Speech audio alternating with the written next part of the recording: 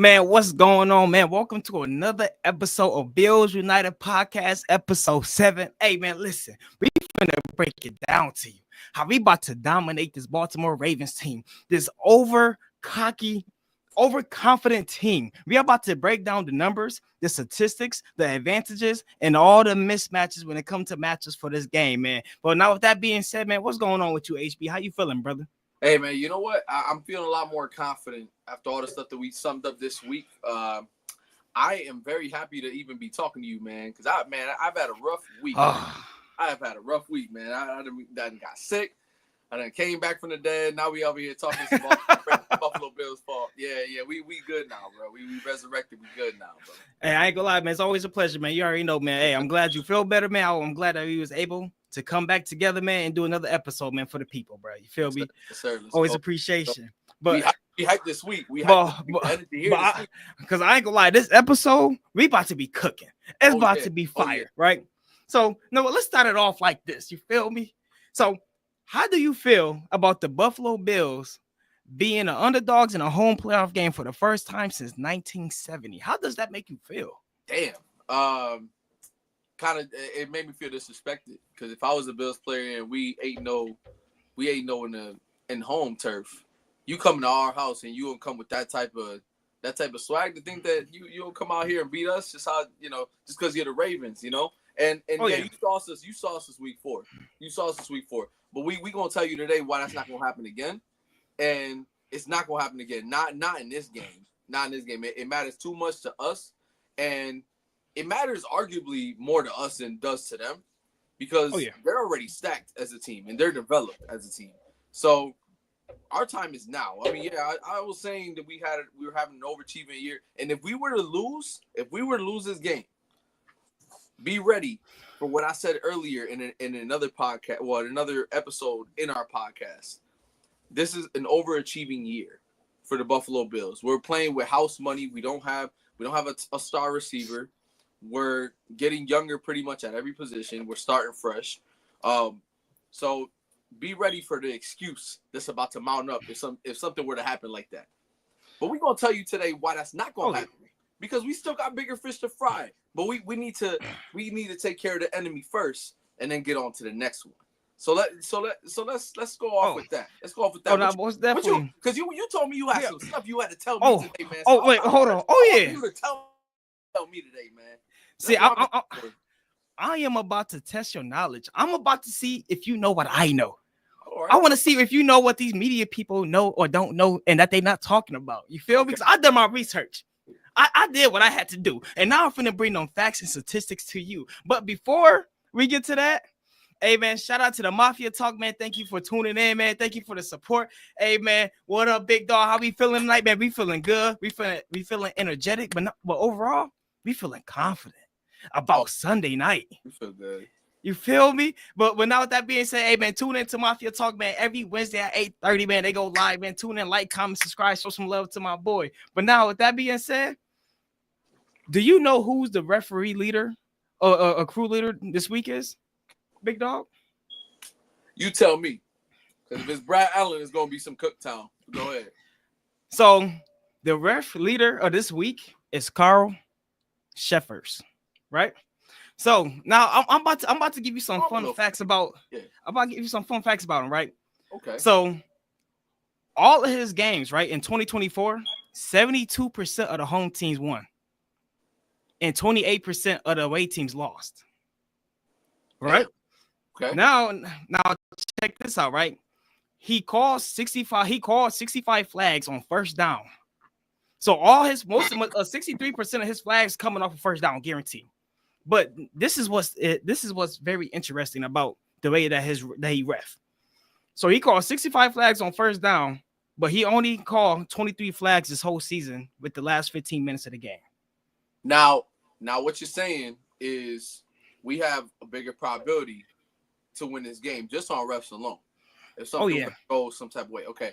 Now I'm glad that you brought that to the forefront because they said that on the radio too. And they also said that they like to hold their flags a lot too. So that could also work to our disadvantage. So coming into this game Sunday night, the Ravens are known for being a real stiff defense. and they like Oh to yeah. they like to put their hands on receivers a lot. So it can go one way or another. I really hope it does go our way. But now that the spotlight's on them, it's a good thing because now people are gonna know what to look for in this game. And they everybody gonna be on some, is this Vegas? Is it this or is it that? We gonna know Sunday night because the spotlight's gonna be not just on the players, but it's also gonna be on the crew that's officiating the game of the year, potentially. And, Two MVP dudes playing each other. and but now watch how I break this down. Because how you say like, oh, well, let's hope no, them flags don't really go to us. I'm gonna tell you why they not. Right now, check this out. Right, so his crew averages 10 plus flags per game. Right, so earlier this year when the Ravens had played the LA Chargers, right, he had called 16 flags altogether that game. Out of the 16 flags, did you know the Ravens was called for 12 of them? He is trigger happy when he refs the Ravens. Now that could play both ways because there is a such thing as a receipt. Okay. Just like there is in wrestling, just like there is in actual sports like basketball, where if you get a foul called on you, and then they're gonna put that in their back pocket and say, okay, my mistake. I'm gonna go throw you a bone on the next one. So that's a thing. Like reffing is a real thing. If you're giving me a penalty and then you feel like it was a little foo penalty, next thing you know, they're gonna end up giving the Bills a penalty just to clamor on to the Ravens coattails too. So it goes both ways. But I'm gonna tell you why it don't go both ways. Now check this out, right? So out of the 12 calls, right, he had called 4 defensive pass interference, right?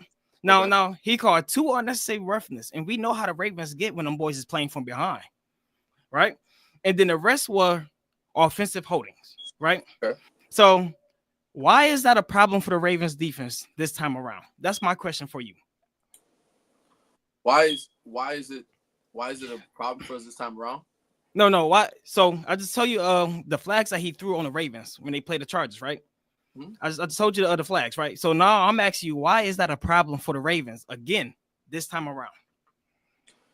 Well, seeing that it's 8 degrees and then we have a lot of mismatched healthy guys coming back, I feel that that's going to be something that they're going to have to deal with down the road.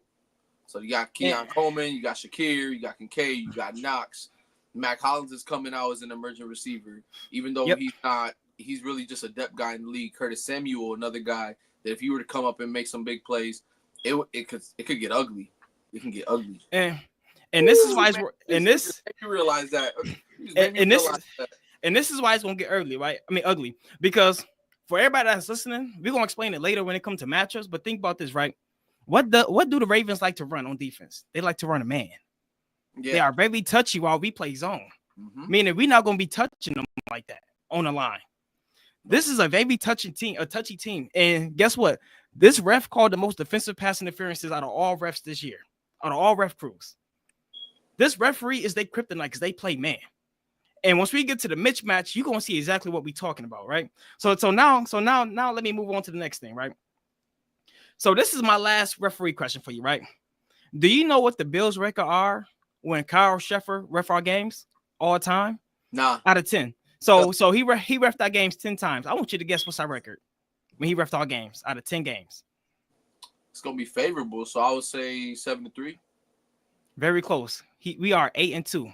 Damn. All time when he refs, we are 8-2. Oh damn. He got some ties over here. He got some ties over here. Is what it sounds like. Hey, all I'm saying is all the Vegas money is going to the Ravens. Majority of the money is going to Ravens. So best believe, he got his hands on the bill somewhere. You feel me? He finna come home to a jackpot, right? So now I have another question for you, right? Lamar and Allen, right? Since they both came in the league, 2018, right? They had played each other 5 times during their career, right? We are 2-3 against the Baltimore Ravens. So it's kind of like the Chiefs. We win one, we lose one, back and forth, right? Guess how many times we have won time of possession out of those 5 games? 3.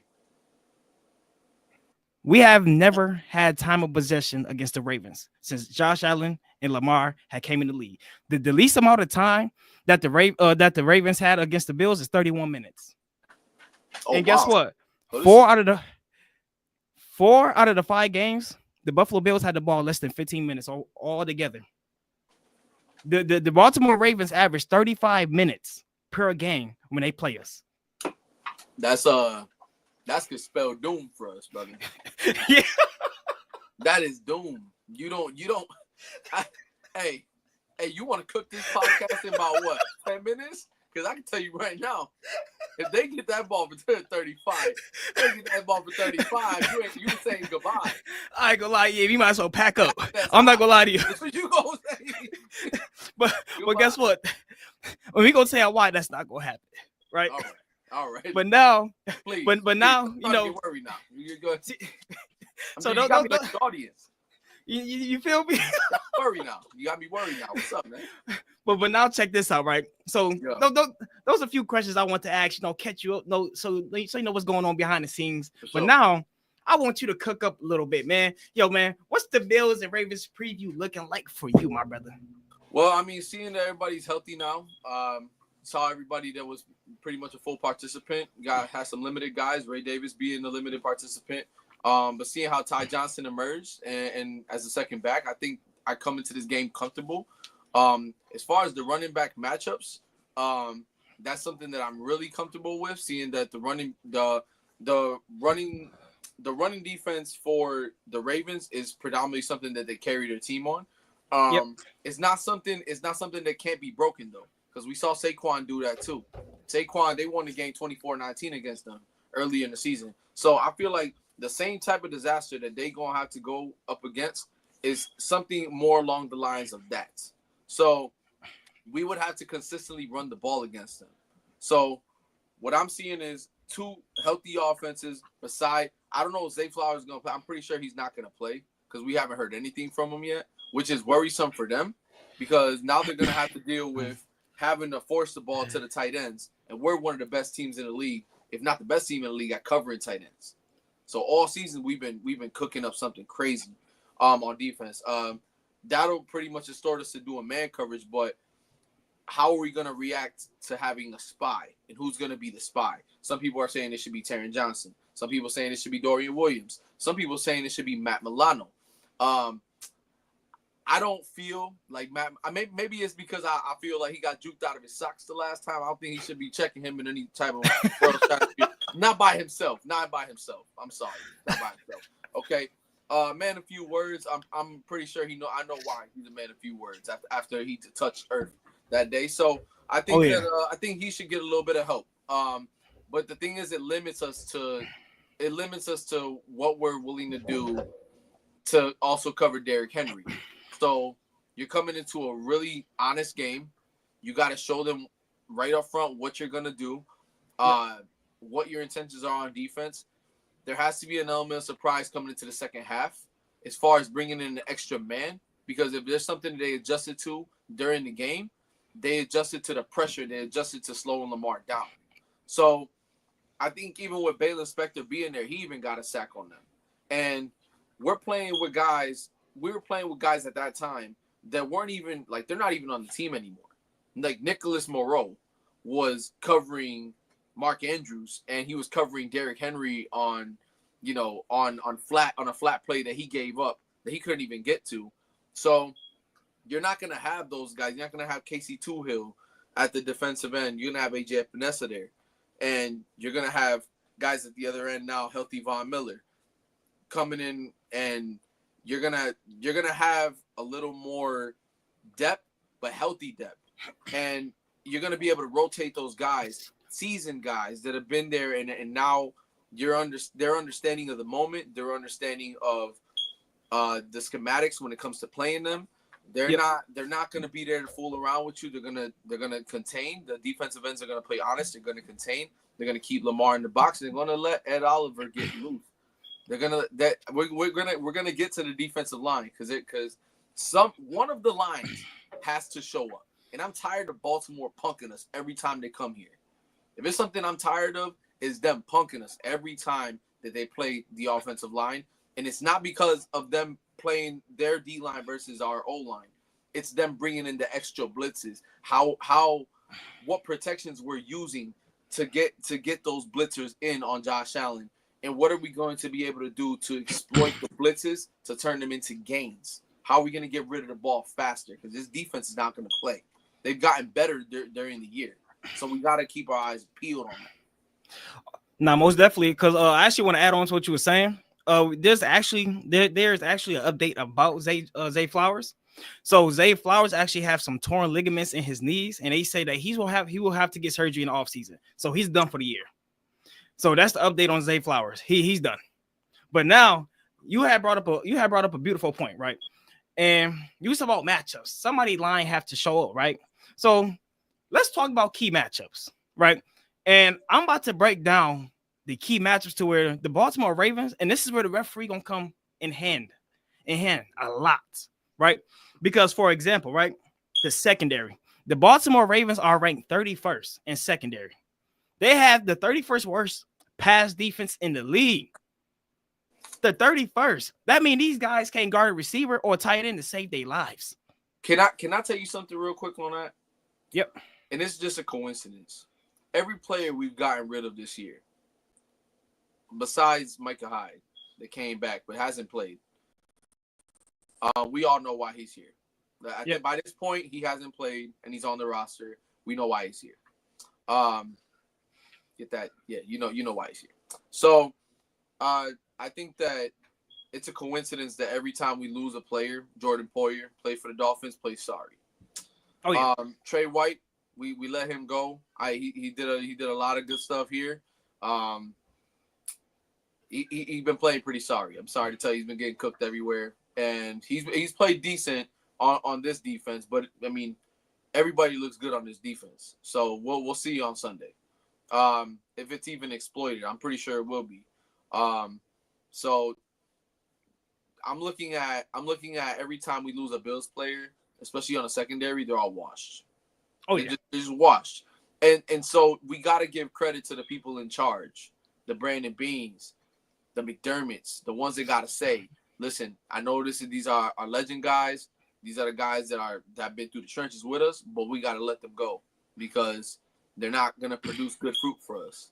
And right now, we're looking at that. So I would love to see Trey get cooked on Sunday. I'm sorry, bro. Oh, I'm sorry, bro. Listen, it's going to happen. It's going to have to happen. He's not getting cooked. He getting grilled. You feel me? We putting that man on a propane grill. Yeah, he gonna cook real good on Sunday, and I'm gonna tell you why. Right? Bring the Crisco. Bring the Crisco. It's over. Yo, man, shout out to Happy for tuning in. What's going on, big dog? What up, DeVito? All right. But now check this out. Now these are the matchups, right? These are the matchups to look out for, right? Yep. First one, Marlon Humphrey, right? He will be guarding Khalil Shakir. So now, with that being said, Khalil Shakir will not be a big factor in this game. Honestly, I'm gonna be real with y'all. He's not gonna be a big factor. He's gonna have his little plays here and there, but he's not gonna have big plays that he usually every other game or every game. You know what I mean? So that's a good matchup. But now this is where he get bad because Marlon Humphrey is the only good pass defender on his team. So now let's check this out. This is the biggest mismatch. This will be the biggest mismatch on defenses right here.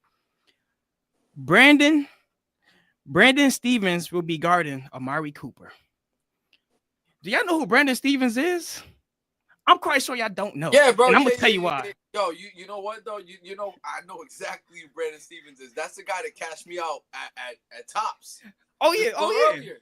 That's you know, you know what? Brandon, I think we're gonna pull up on him on Tops tomorrow. Wegmans? I don't know. Yeah. Oh no. He's not certified for Wegmans. So that's the guy that week 4 was getting the back shoulders abused on with Keon Coleman. Because once they caught a little chemistry there and we couldn't throw the ball anywhere, that's what we were throwing it to because we couldn't throw it to Marlon Humphrey's side. I mean, you're really gonna throw it to Marlon Humphrey's side? It's a hot take for me because I don't really say nothing about players in general. I respect all the players in the league. I know they said that Josh Allen was the most overrated player. Y'all got to see Marlon Humphreys too. Oh, overrated. Dude, bro. Yeah, this dude is getting all this money and he gets cooked just as much, dude. Like, he's more of a blitzer on this defense and a tackler than he is an actual corner. He might as well just play safety. He's a flex guy. He might as well play both, but they're going to put him in that corner. And I know people go, oh, he's one of the top corners. Bro, really look at the tape, bro. He's not as nice as you think he is. Oh, but go ahead. No, facts. But yeah, let's get back to this Family Dollar manager, Brandon Stevens, right? Yeah. So he's guarding Amari Cooper. Do y'all want to know a fun fact about Brandon Stevens? That Brandon Stevens allowed 873 passing yards on him this year. 873. So he allowed just about 1,000 yards with him guarding receivers. 1,000 yards. This dude is sorry. He will be a manager at Burger King next year. A liability. He's a liability, and he's guarding Amari Cooper. Nah, he gonna be a corners coach, just like the defensive coordinator now for the Ravens, Mr. Zach Orr, Mr. Ass himself. He didn't amount. He was just like Kevin O'Connell. Weren't good players, but they could be hella coaches.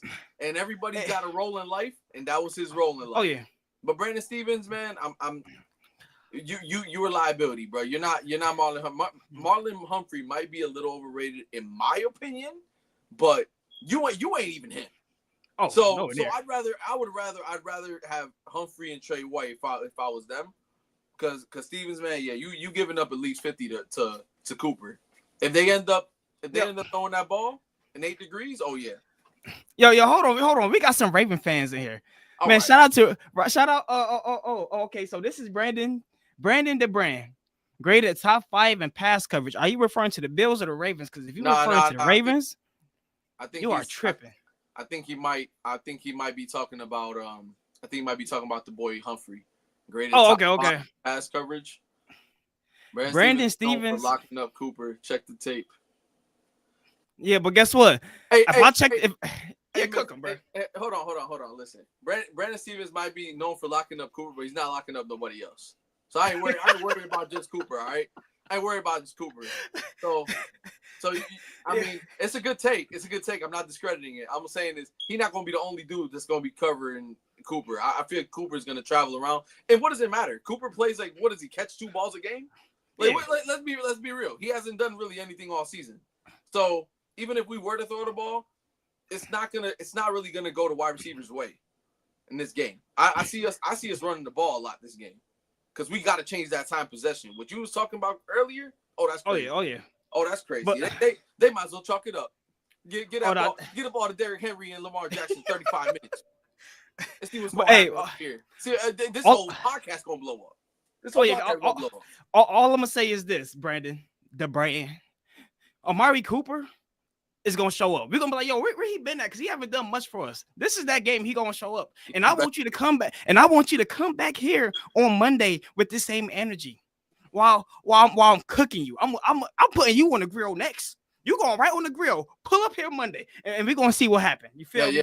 So both the Brandons. Oh yeah. Y'all both getting that work. Yeah. All right, now check. Offering Brandon and Brandon. They're about to get branded. Now go ahead. Now check this out, and this is the last matchup, right? And so it's either gonna be TJ Tampa or Trey White that will be guarding Keon Coleman. Most likely, he's gonna be TJ Tampa.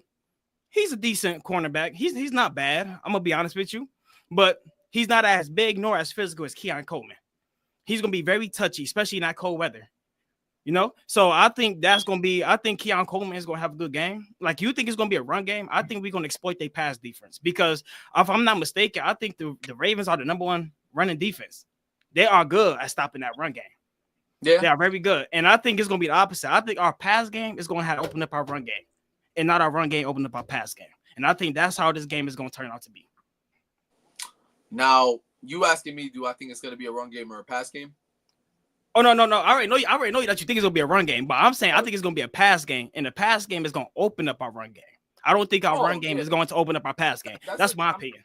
Yeah, that's it. I mean, you can go either way. I mean, the pass is gonna open up the run, the run's gonna open up the pass. So I know scary when I see it, y'all spook. Never that, brother. There's nothing scary about y'all except for Derrick Henry. Nah, that's all, and he's getting shut down.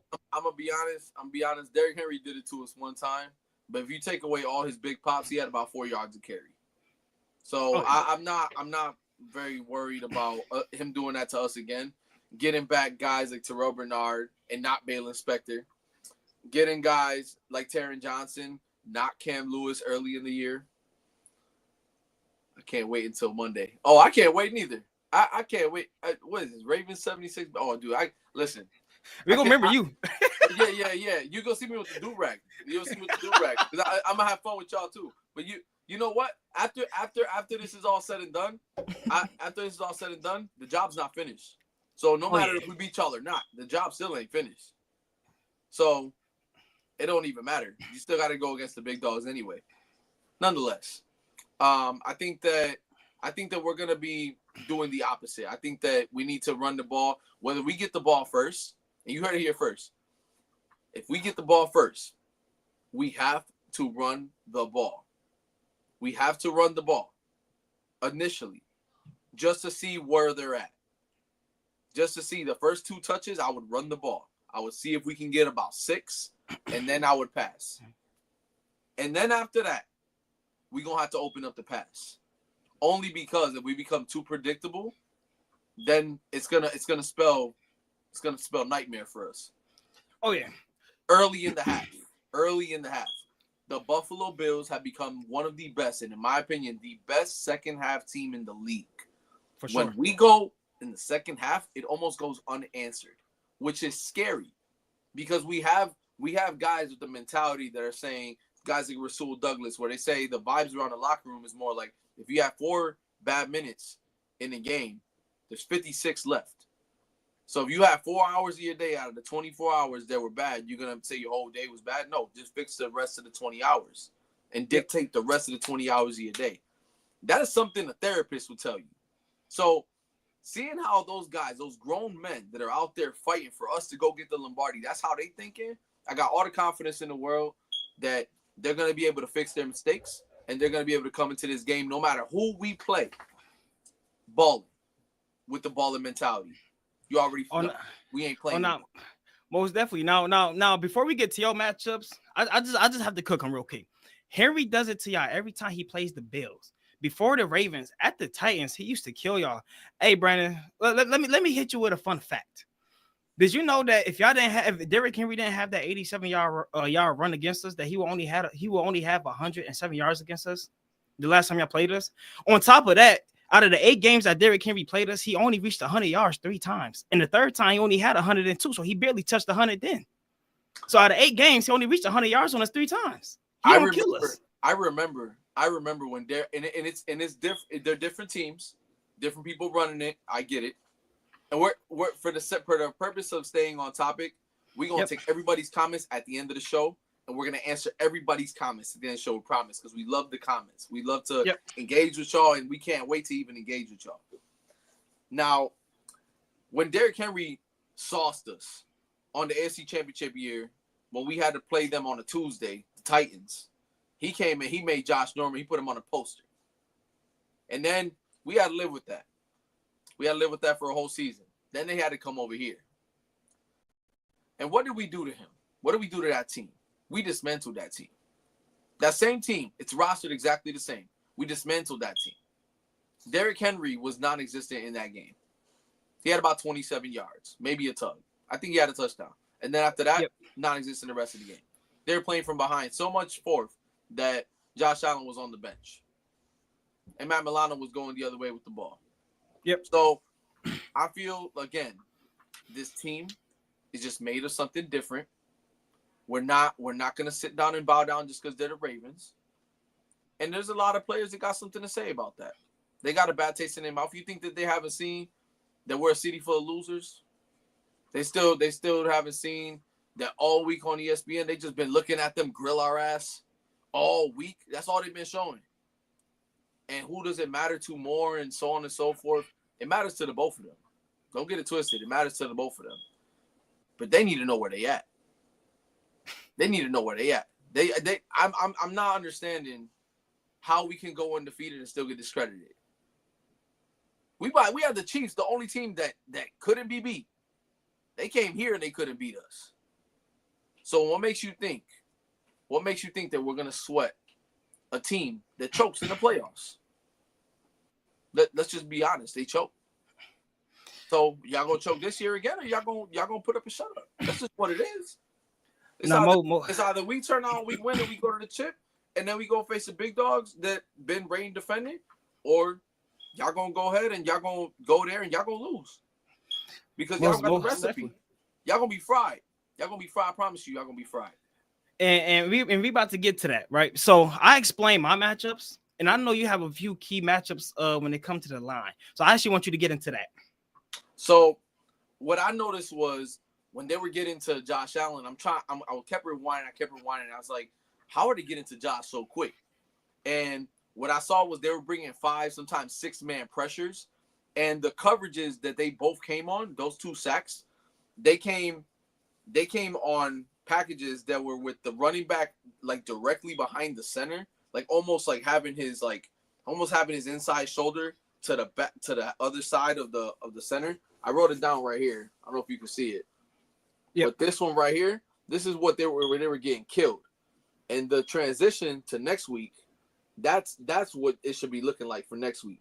They should have the tight end on the line, and they should have a running back. They should have a running back right there, right next to the quarterback. That's the only way they're going to be able to withstand the pressure that's coming. Because if they come in like this, and then they already blowing past the tight end and the running back, Josh Allen's going to be running for his life. And I'm pretty sure that they rewound that tape and they say, yeah, we're not doing that. Oh, yo, and that crazy ass wildcat play. Oh, that's out the door. Out the door. That since that play, out the door. Don't ever. I haven't seen the trick play since. Nah. don't ever play me like that again. Look, bro. Yeah, bro. Don't ever play me like that again, bro. So now, which skill group, right, do you think would be the most vital this game on defense and offense, right? So I'm gonna say on defense, I think the most important skill group, at least for our team, is gonna be our linebackers. Because do you know where the Pittsburgh Steelers struggled at? Is that once Henry started cooking, right? They started doing the quarterback option, and then once they started doing the quarterback option, the linebackers were overshooting. They were shooting the gap before they even figured out who had the ball. So I think the most important thing on this defense is going to be patience with our linebackers. Don't go off the initial play action. Wait until you see who actually have the ball, and then you go. Because that was the Ravens' fault. I mean, the Steelers' fault. They had 200 rushing yards on them. There's no need for there's no reason for this Ravens team to have 200 rushing yards on us, and we huffy. Hey, yo, there's no reason. Hold on. Let's keep it a buck, okay? The Ravens, the Steelers ain't come to play that game, bro. They knew they was cooked. They knew they was cooked. That's a fact. You know when Russell came up to Hayward, and he came up and hit his chest. He said, "Come on, man, let's go win 4 more." You think he believed him, bro? Oh no, nah. Come on. Let's be real. Come on, Steelers fans. This is it's on the chat. Hefe, you know, if you're still watching out there, man, y'all ain't come to play. Y'all knew y'all was gonna get cooked.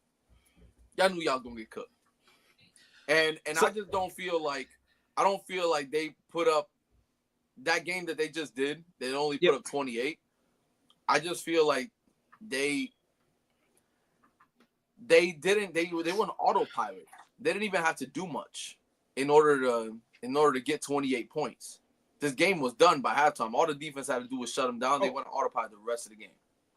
So to say that they didn't put them away, because I remember I was telling you, I was like, they're going to probably come back and try to make it a game. And they started scoring and everything, but they just couldn't get into a constant rhythm to get to 21.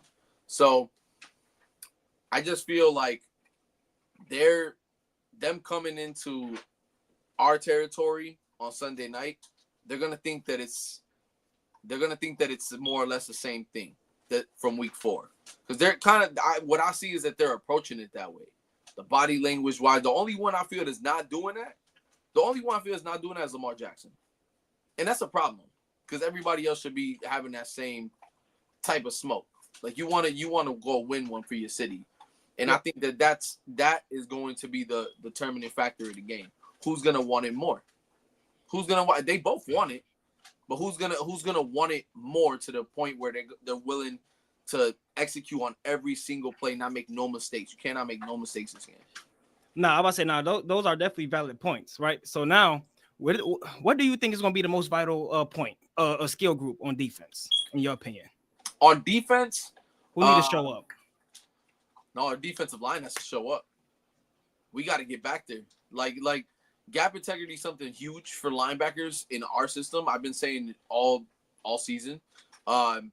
There's times when we lacked that gap integrity, where we weren't shooting the gaps, and I feel like last playoff game versus Denver, I feel like we were going out there and we were actually attacking the gaps and with no fear. Like even Ed Oliver was getting back there in some, and he was blowing up the play, but the play he would go so fast up front that he'd go right past the player. So if you get the one-on-one matchup for Ed, he's proven the last couple times that he's played the Ravens that he's a very undersized compared to those guys, and those guys are some mammoths. Between them, the Bills and the Eagles got one of the craziest sized offensive linemen I've seen. Yeah, I think that once you get the one-on-one matchups there, we have Jordan Phillips now that be able to help. Austin Johnson's been doing terrific with his role. We got Dwayne Carter. We got Dwan Smoot back. Everything is in order for us to get a more healthy rotation to where we can keep that run contained. We can keep it in the gaps. The biggest thing in this game for us is going to be the front seven, but more specifically the trenches. I still have not seen Kenny. I still have not seen us do a stunt move at the line. I still have not seen us give on our pass rushes. I still not have seen us, not even in the second half adjustments. I still haven't seen us. I just saw Josh do Josh things in the second half. And our defense just stayed flat. And we still won 31-7. We still have not peaked on defense. So none of us have had a collective effort on defense where everybody's like going crazy and like we haven't had that type of game. So we have to have the defensive line step up and establish physicality early. And if Lamar gets the ball early, we have to get him off the field. We have to get him off the field. We have to get to him. We have to pressure him, get him away, throw away the ball. We have to get him uncomfortable early. Because the moment he starts going upfield, that's the moment where we have to adjust like this. Because it can get ugly very quick with this team. This team is fast. All right, great points. Now check this out. And nobody's scared. I'm just giving y'all credit. So before y'all get y'all antennas up and y'all get excited, I'm just giving y'all credit because we ain't scared of y'all. You ain't scared of y'all not one bit. Go ahead. We're not scared, but we do respect y'all. We're not overlooking y'all. But I'm just breaking down facts and mismatches and things that we see on how we could take advantage of your team that we respect. So that's what we doing to our Ravens fans. We're not delusional. We ain't none of that. All right. So not friends. That's what it is. You know what I mean? So now what about we not the friends?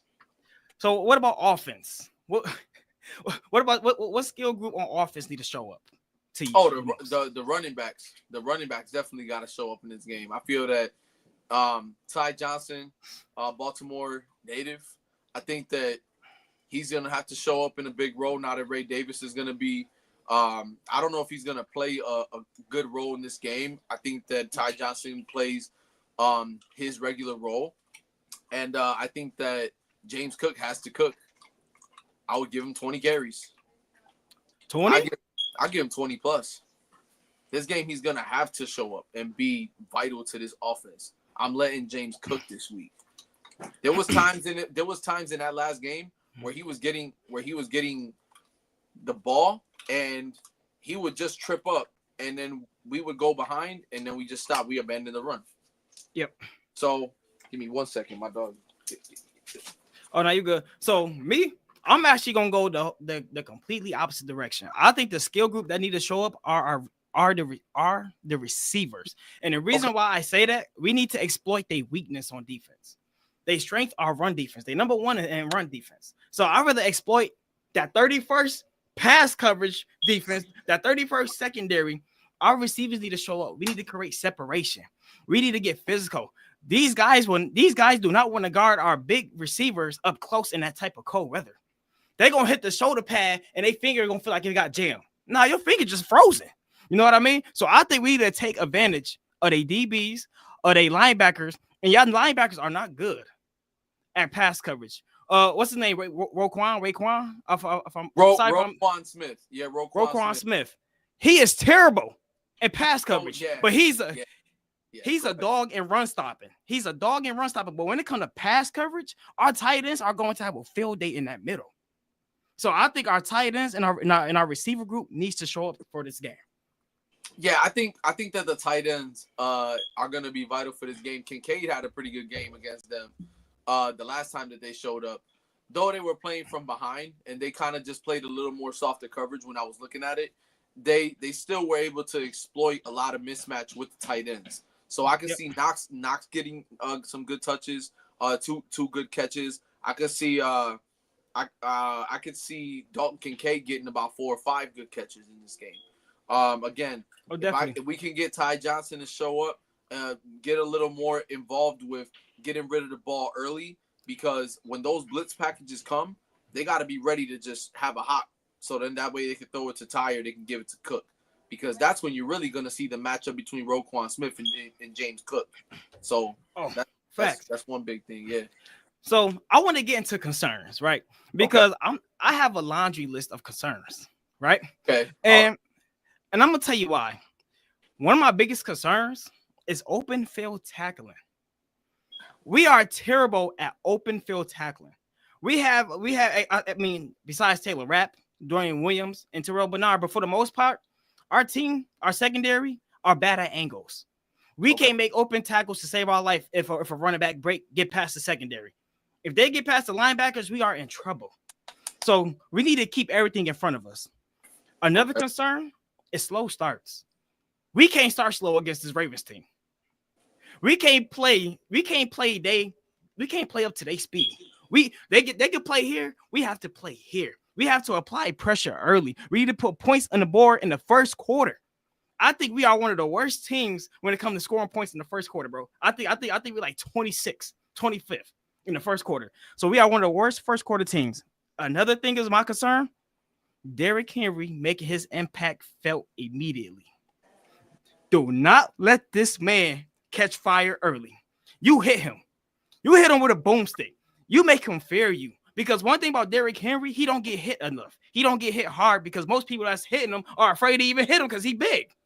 You got like a man that's almost 245, 250 running at you at 22 miles per hour, and especially in this cold, you got to make him feel 6 foot plus. He's like 6'2", dude. Bro, you got to make him. You have to make him feel you before he make you feel him. If you hit Derrick Henry early, he's not gonna run as hard for the rest of the game. And I'm telling you that he do not like to get hit. Now let me tell you why you shouldn't be concerned about that though.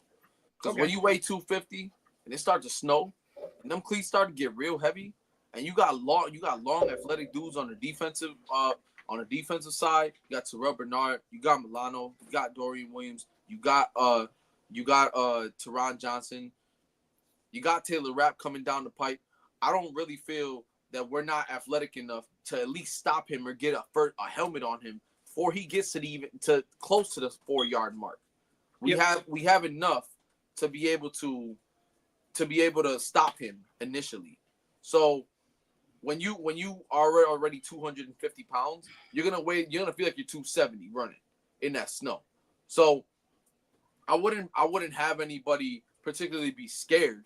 I would have them be more aware that where the sides are loaded and where there's 2 tight ends, where there's an extra lineman, where they're gonna run the ball, learn how to stack the box together, and then just get back there initially. Know where the guard is gonna create an empty lane in between, so that way you can jump the gap, because they're gonna swing guards a lot. They swing guards a lot. When they're doing stretch plays, they like to do the wham blocks. So Pat Ricard, that's gonna be a big dude. That is a big dude that you gotta stop. That you gotta get past just to get to Derrick Henry. He's the enforcer of that offense. So how are you gonna get past him? So you have to use 2 men. You have to use a defensive lineman and get up on him. You need him to pull him close so the other guy can come in and make the tackle, or at least put a helmet on Derrick Henry to slow him down. Because if you don't slow him down in this cold early, it's gonna get scary. Yeah, it's gonna get spooky out there. Yeah. It's gonna get spooky out there, bro. Yeah. People gonna be like, ooh. As soon as the run goes, they go, oh damn, we're cooked. As soon as bro. the first quarter goes, he hits 20 yards. Oh yeah. Yeah, we in trouble, bro. Yeah. My next concern is special teams, right? So I'm assuming that Khalil Shakir will be our returner because he's been practicing all week catching punts. Yeah, he's been catching punts. Yeah, even after practice in the snow, in the blizzard snow. Yeah. So you know what that means, right? And this is why special teams is my concern. Not Khalil Shakir, because one thing, he don't drop passes. So I'm not really worried about him. Tyler Bass. And y'all should be worried too about y'all kicker. Because when you kicking a ball in about -degree weather and Arctic ice weather, that ball don't feel like a football. You kicking the stone. Feels like a rock. You kicking the stone, bro. You better not try to attempt a field goal and from I know 30 that they plus. underinflated a little bit, but that's pigskin. So as soon as you hit it, it's gonna feel like you hitting somebody's shin. Your toes gonna be looking like this after the game. Mm-hmm. Your toes gonna be cricket. You feel me? Those toes gonna be curved by time our kickers go off that field, bro. It's gonna be looking like Scary Movie 2 Little Hand. You gonna be you take my little hand. They gonna get carpal tunnel by the first half. Wait, yeah, bro. So special teams, man.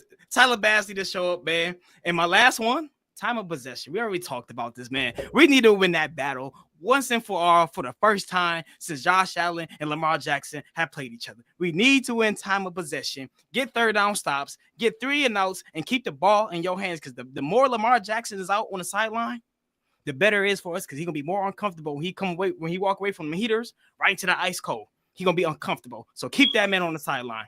What about you, big dog? What you got for me? As far as concerns, I think the time possession is something huge, but I don't think that you have to be too concerned when you have James Cook and you have Ty Johnson on the other side. I feel like we can still run the ball. You got Josh Allen.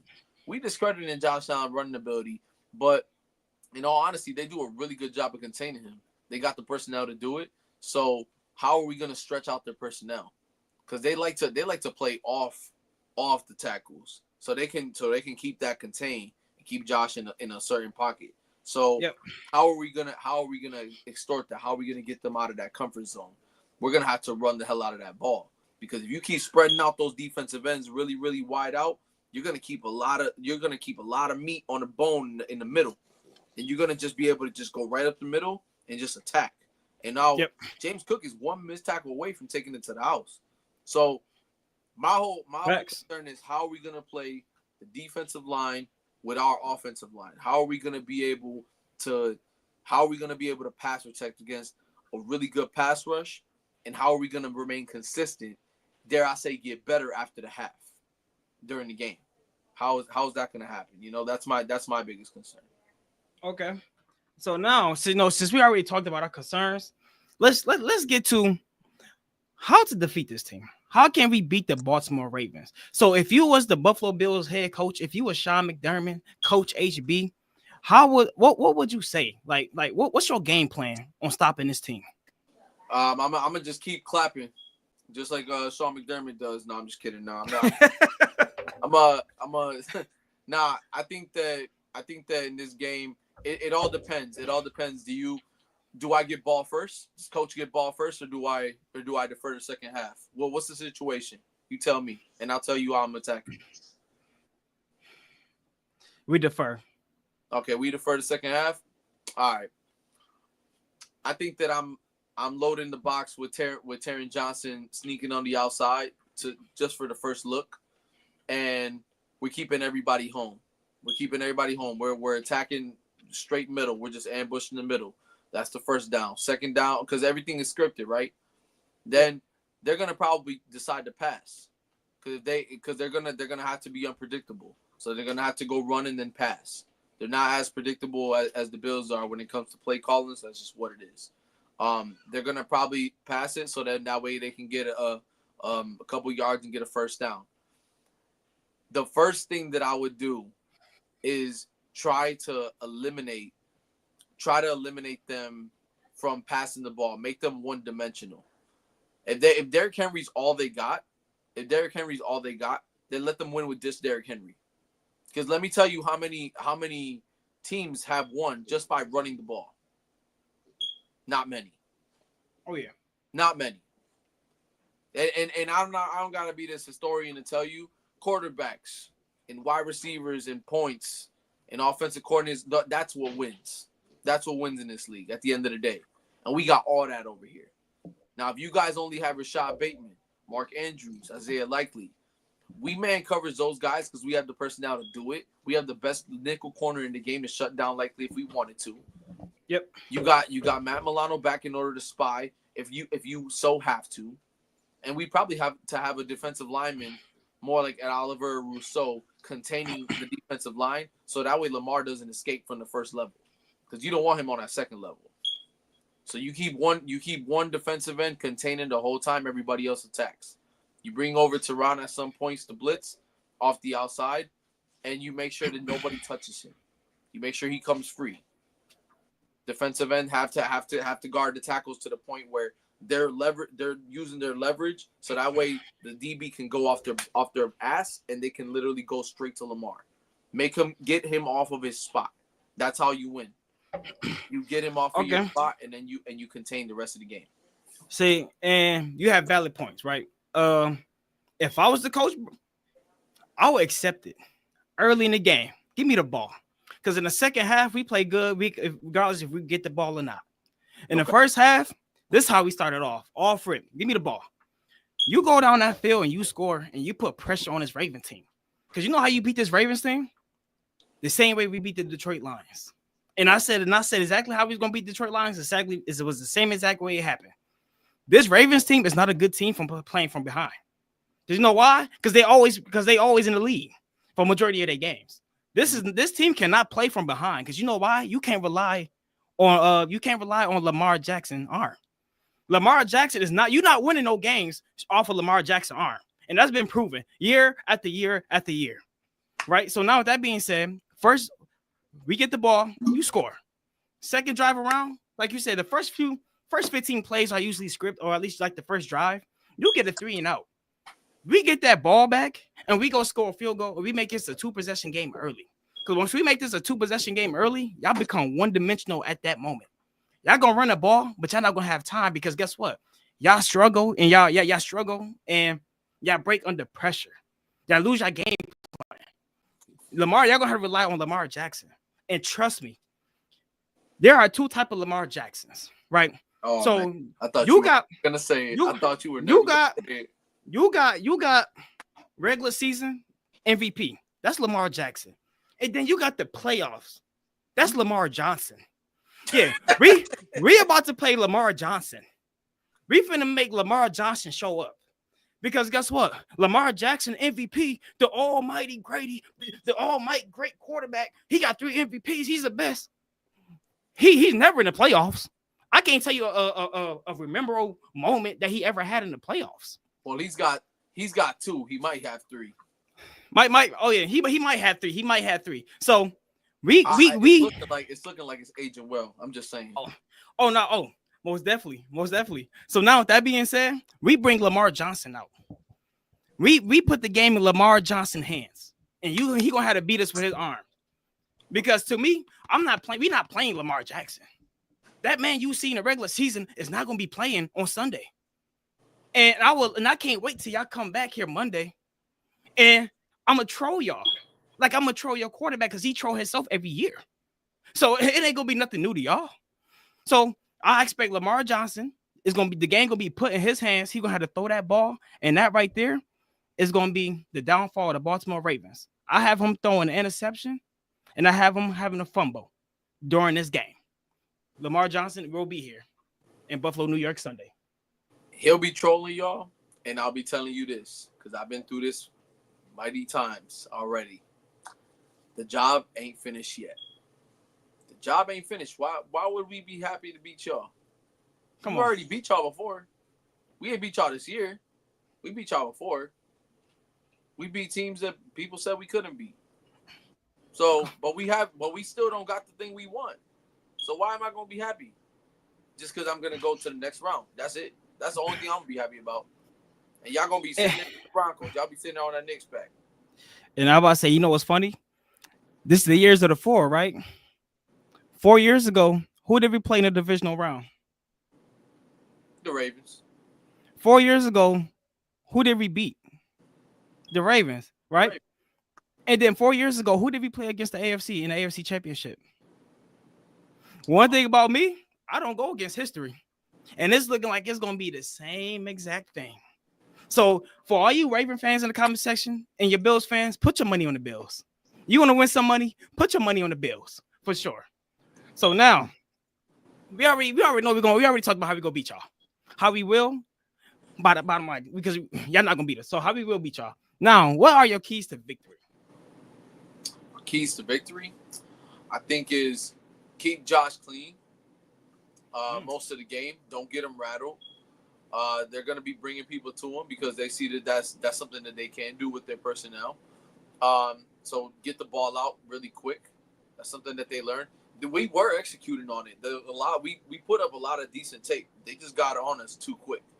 So once we lost that momentum, we created a turnover with Lamar trying to run the ball, and we couldn't execute off of that. So it just is what it is. I think running the ball again heavily. I would do 30. I would do 30 carries. I would do 30 carries just to even the load. I would do 20 and 10 with Ty and James Cook, because James has to cook in this game in order for us to be successful.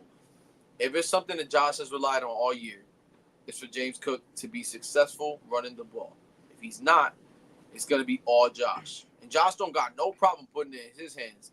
But do we have the personnel to, one, stop the Ravens from scoring profusely on us? And how are they going to keep the score going? How is Buffalo going to keep scoring on them? We're going to find different ways to move the ball upfield little by little. Once it's in our hands, we could be up by a field goal. Because that's the third one for me. That's the third key to victory. Bass has to work. He has to be Bass-O-Matic. He has to be the great American Bass. He got to be something. He got to be something. Because when I tell you, like, he's got to be better than Justin Tucker. Like, Justin Tucker's had probably one of his worst years kicking the ball, and so has Tyler Bass. But Bass, he's been showing up in the playoffs. Then again, so is Tuck. But Tuck, when he came here, last time he came here, yeah, he knew what was up. He knew what was up. I think that man missed like 3 field goals that game. What I'm telling you is that Lamar Johnson gonna have to play a lot better in order for him to not be on the field as much. But he got a boy back there that's 250 pounds that's gonna be running that rock. So we gonna see Sunday who's gonna rely on who more. See, and I like how you had 3 keys to victory, because I had 3 as well, and they all different. So my key to victory is offer it. Keep Derrick Henry keep him under 100 yards. Simple. You plug you plug them gaps and you hit that man. Keep him under 100 yards. Simple, right? My second one is third down stops, man. Get the stops. The Bills is I think we are like 28th in third down stops. We need to get stops on third down. We need to shorten their drives. We have to get them off the field as soon as they get on the field. Is as soon as they got to get off the field. Get clutch. Be patient. Be disciplined. Get them off the field, right? And I say my last one is, and Rich already said it earlier, start off on fire. But I ain't say this. I think early what we should do is take a deep shot and catch them off guard, so they know that we here for the long run. We not scared of y'all. Shot, though? Amari Cooper. Look who guarding him. Give him that shot, because guess what? What did Amari Cooper do against the Chiefs? This is what we paid you for, right? You missed the clutch. You throw a deep shot early to Amari Cooper in that first drive at some point, and you let them know we here. That's what I say we should do. I don't disagree with that notion of catching them off guard. The only thing that I say is that if we were to go and do that, then I don't think it's going to be Amari Cooper. It had to be either Curtis Samuel or it had to be Shakir, because there's a lot of mismatch with Curtis Samuel and his speed, his element, in order to just get loose there. Just to get loose there. The mismatch also with Kincaid and their run stopping linebackers, they're not going to be able to keep up with him all game. So he could have he can get loose. But is Joe Brady gonna exploit that? Because there's a lot of times where I don't know. This season we talked about it. We're like, how are they exploiting 2 tight ends? I don't think that he does a good enough job at doing that. I think that we rely on running the ball heavily, and Dalton Kincaid is not. He's not a top fantasy dude. He's not a top cat dude. He's not nothing. He's been riddled with injuries. Don't get me wrong, but even before then, he'd have about 5-6 catches, which is good, but they're not like Travis Kelce type numbers or like Isaiah Likely type numbers or Mark Andrews type numbers, or they're not top tier numbers, not even Dallas Goedert type numbers. And Dallas Goedert is a nice tight end, but with the talent that Kincaid possesses, there's no reason why he shouldn't be one of the keys to victory. And honestly, I think it would be Dawson Knox before Kincaid. Because if you notice, what tight end that we always throw the deep balls to overall? It's usually Dawson Knox. A lot of them is Kincaid. I mean, no, Dawson Knox. Yeah. So I ain't gonna lie, it could be Dawson Knox over Kincaid because they've been doing it all year. Kincaid is just the middle guy. Dawson Knox is that deep thrower. So I think that's a good point because, like we did say earlier, they can't guard tight ends to save their lives. So I ain't think about that. That's a great point. So now, before we get to the comments, all that, because we almost done with the show, what are your predictions for the game? Give me a score. Give me the vibe. What do you think the vibe gonna be, man?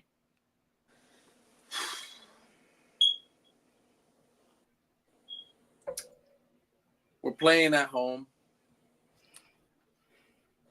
If I was playing for this year's Buffalo Bills team, I want to put up 30 on y'all.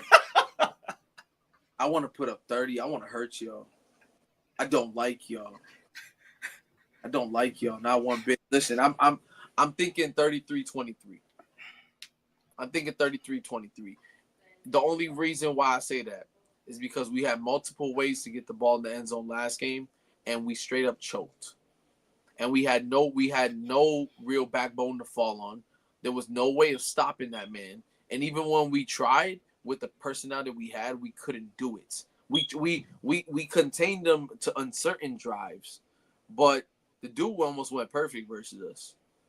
Now we have the real backbone. We have the real dogs on the defense. The ones that really actually mean something to this team, and not discrediting nobody else, but they all know that they was keeping the seat warm for Terrell Bernard and Matt Milano to come back. So, and Teron Johnson to come back. No way, shape, or form you thought that Cam Lewis was about to start the rest of the year. I'm sorry, but it just wasn't going to happen. DeMar Hamlin, please, if you're going to get Lamar Johnson, please make sure you get the ball. Please, pretty please, with sugar on top, please. Could you get the ball and not hype me up, bro? Don't turn me up like that no more, bro. I still thinking about that. You taking off your shiesty and yelling at the screen and all this. That's good for an NFL, Instagram. You put the photos up, but don't do that no more. I think that it's 33-23 Buffalo. I see Josh throwing for 2. I see Ty and James Cook sharing the touchdown. And then I see Bash is getting one. So that's maybe 1 or 2. So this is my predictions for the game, right? And I feel like the Ravens are coming into this game unprepared, right? Meaning, I'm not saying that y'all not gonna show up, but y'all will be very unprepared. And I'm gonna tell you why, right? For example, right, Thursday, right, the Ravens coach Harbaugh decided to practice indoors and not outside because he said the field was frozen.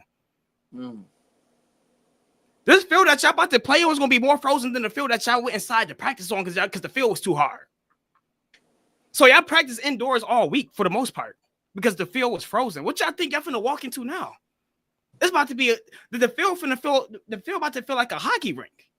See, they thought that they was slick because they went on Hard Knocks, and Lamar didn't want to throw out in the cold because they were afraid that they weren't going to be able to execute the plays.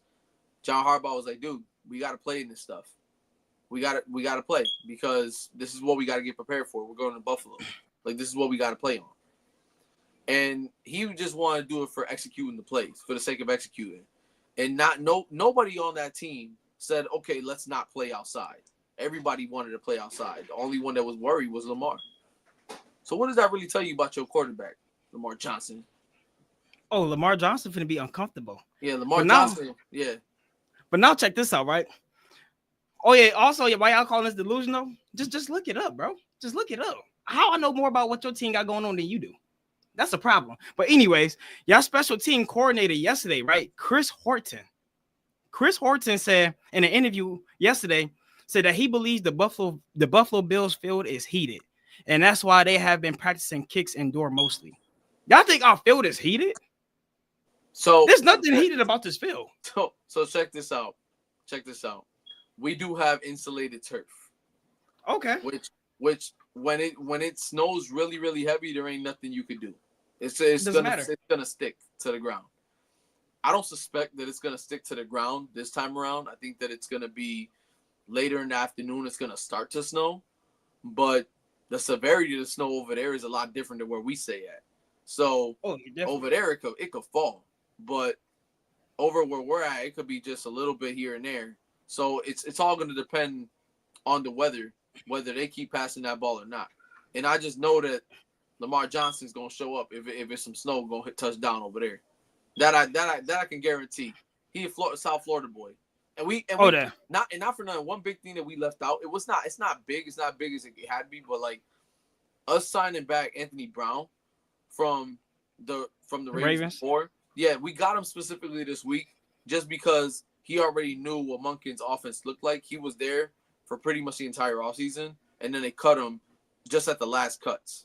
So seeing that we got him just for basically intel, like goes to show that we were serious about prepping this team a lot more. So to say that we are delusional, I just think that we're prepared. I think we're a lot more prepared this time around. We got the personnel to be able to do it. Because the last time we came in there and we lost because Ray Lewis got on that screen. I swear. That dude scared me to this day. That dude scared me to this day. That dude scared me to this day. Deontay Wilder to this day. So I just feel like that's the reason. That's one of the reasons why we lost. It may be a little superstitious, but it is what it is. I don't even care. But also, too, I'd like to bring this up before I make my final game score prediction. Lamar Jackson in the NFL had never played under 27 degrees. Derrick Henry in the NFL had never played under 22 degrees. This year, the Bills is 5-0 under 25 degrees. So that already leaned towards us, right?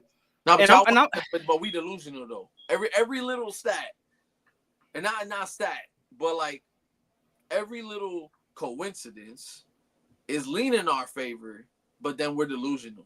You see how that works? It's okay. It's okay because it can go one of two ways. Oh yeah. Either we're right and we look like geniuses come Monday, and we on our way to KC, or by miracle end up here next week.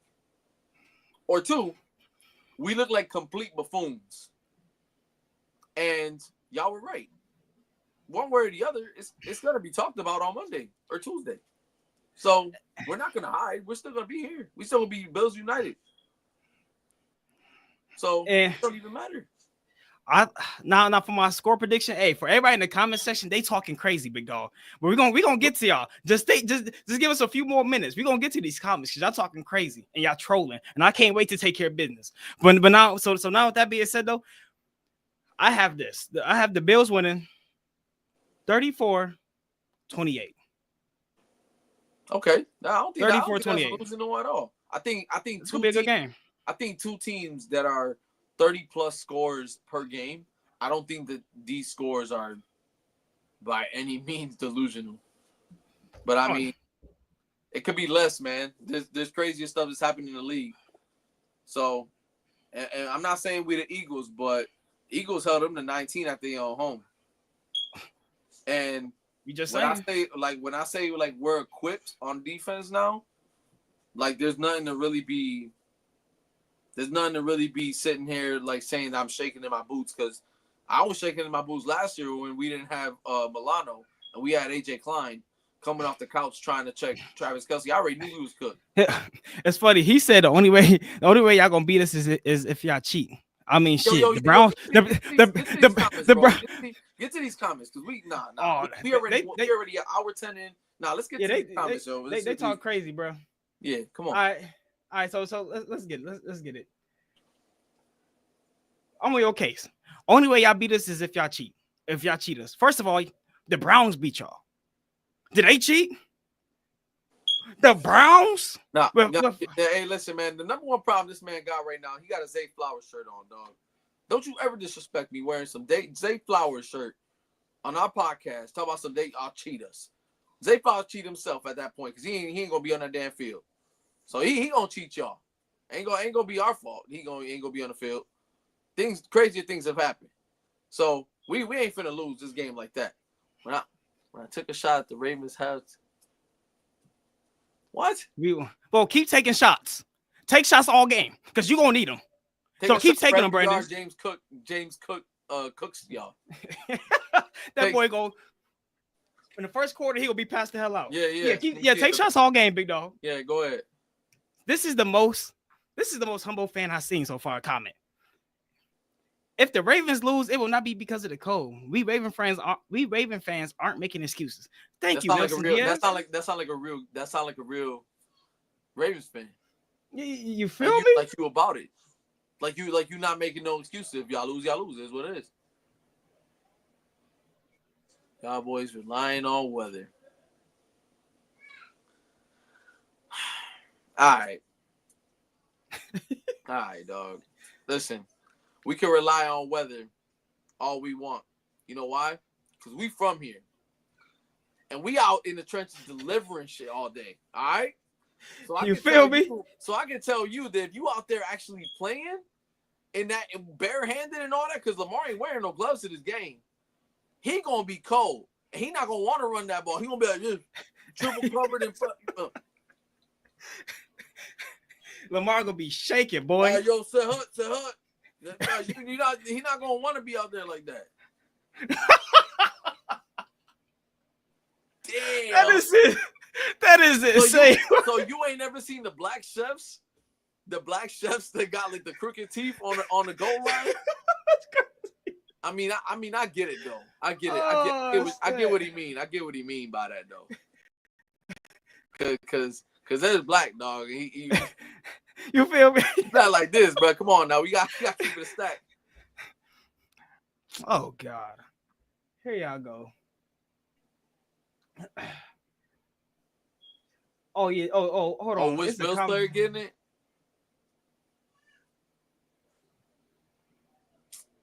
I give it a D-Ham. I give it a D-Ham. D-Ham will take one. Oh, yeah. No. D-Ham definitely going to take one for the team. Yeah, he definitely going to take one for the team. He don't get sent, but he all right. Him or Rap, because Rap been getting hurt just off of. Bills. These guys, bro. Well, yeah. That's all right. I'm pretty sure your ass gonna get it too. Everybody gonna get concussed trying to tackle that dude. It's gonna happen. There's no shame in that. And that's another lie. Lamar said he wanted to practice outside. It's on video. Y'all are effing nuts. First of all, do you know how many things media show you and how many things media don't show you? Okay. So are you nuts? Do you think that man wanted to be outside practicing for an hour or two in that cold weather? And it was even cold over there.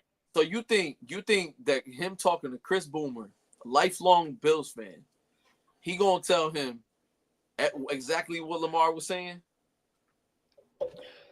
Come on, bro. I mean that I don't believe everything. I'm not one of those guys that believe everything that the video say, the media saying, none of that. Now you could tell that dude was not wanting to play outside.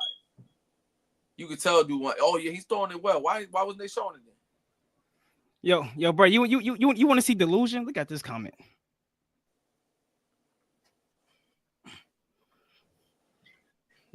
Now check this out, right? The Bills don't have to practice outside. We live here. We playing this really year in and year out. We live here. We already used to it. I think it's funny because, like, we even get to practice in the stadium. We get to practice in the stadium. We did that Broncos week too. When it gets shiesty out here, You can't get a practice through without getting somebody hurt. So come on, bro. What you want to do? You want to go out there and get somebody hurt, or you want to go out there and prepare the right way? Because you already, like you said, you already live here. What you want to do? You want to bathe in it too? Yo, Harry, check this out. This for you. That's okay. That's okay. That's okay, bro. I ain't go. He don't know, bro. I ain't gonna get to that. He don't know, bro. He don't know, bro. All right, what else we got before we end this show?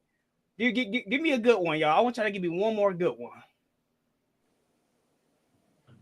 Let me see what I have. Dang, I got a list of comments. Hold on. Oh yeah, y'all got cut it. Hold on. I ain't gonna lie, bro. That job made me laugh, bro. I ain't gonna lie to you. No, that was a good one. Y'all lost to our defense when we were the worst defense in the league. But you wanna know what's funny? We had a quarterback with a broken left hand.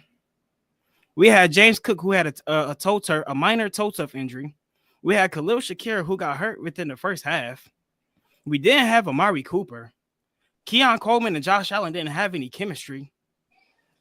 Y'all supposed to have beat us. Are you happy about a game that y'all was supposed to win against a team that y'all pretty much played the practice squad against on defense? Are you proud of that? They proud that they scraped the dude with one hand. Come on, bro. And we played most of our plays in shotgun because he couldn't take a direct snap he couldn't go on the center. So it is what it is. All right, this is the last one. This is the last delusional one. I want you to cook this up. Let them know the difference. It's cold in Baltimore. All right. This ain't Baltimore. Come on, dog. This is Buffalo, New York. This is not like your regular dude. They said the same shit last week. They said, "Oh, it's cold in Denver too." This is not Baltimore. This is Buffalo. We are in Lake Erie. Okay? This is not I can't fathom having somebody from Baltimore come here and say, "Oh yeah, this ain't like Baltimore, bro. It's job cold as fuck." But yeah, that's what they're gonna say. That's what they're gonna say. Hold on. I'm wearing sweaters out there. Now we got some good ones real quick. Stop it. His hand didn't be broke until he hit his ass whooped. Till he got his ass whooped. First of all, he broke his hand in week 1 against the Arizona Cardinals when he hurdled the dude into the touchdown. He broke it. His hand was already broken during week 1. So what are you talking about? See, now that's what you call talking out your ass. You don't know what you're talking about, big dog. Yeah, I can tell. Yeah, he don't know what he's talking about. Yeah, no. Shakir got hurt. Shakir got what? Hurt by who? He had an ankle sprain, a mild ankle sprain. What are you talking about? Hey, listen. Josh Allen wasn't hurt. He wasn't hurt until he got his ass whooped. Shakir didn't get hurt. He didn't get an ankle injury early in the game. There's nothing else that I can say. Let's just wait until Sunday. We're gonna wait. Hey man, but now with that being said, man, hey man, I appreciate all y'all for tuning in. The delusional Raven fans, because we need y'all. Because guess what? We're gonna be right here waiting for y'all Monday. We want y'all to come over. Come over and enjoy it. We're gonna be waiting for y'all on Monday because guess what? We look for interactions like this. I need this energy. So when I watch the game, I can remember all y'all comments. You know what I mean? So hey man, I appreciate y'all for tuning in, man. I appreciate the Bills Mafia, man. I don't know what y'all call the Ravens. I'm gonna just call y'all birds. So, hey, I appreciate y'all birds. You know what I mean? Hey, it's gonna be a good game. It's gonna be fun. It's gonna be a close game. Yeah. Oh, that's even better. Yeah. We finna play the Flock in Lamar Johnson and Buffalo, New York at 6:30. That's what y'all. Yeah. Oh yeah. We gonna make sure Buffalo gonna be your last stop. Yeah. You heard. Oh, yeah. Yeah. You were. Yeah. But hey man. Hey man, for everybody in the comment section, man, definitely, man, subscribe to the channel, man. Leave a like on this button. So next time that y'all see us, man, turn your notifications on. I could just join right in, man. Come in, man. We enjoy the vibes, man. We enjoy the time, man. Thank y'all, boys, man. Man, but now with that being said, hey, good luck to y'all team. We're gonna see y'all Monday, and Monday we're gonna see who's the real MVP. Yo, one last thing. I gotta do this for the boy because it's a real good game. I love you, Josh. Go Bills. Go Bills, baby. Go Bills. All right, fellas, man. Y'all be safe out there, man. Stay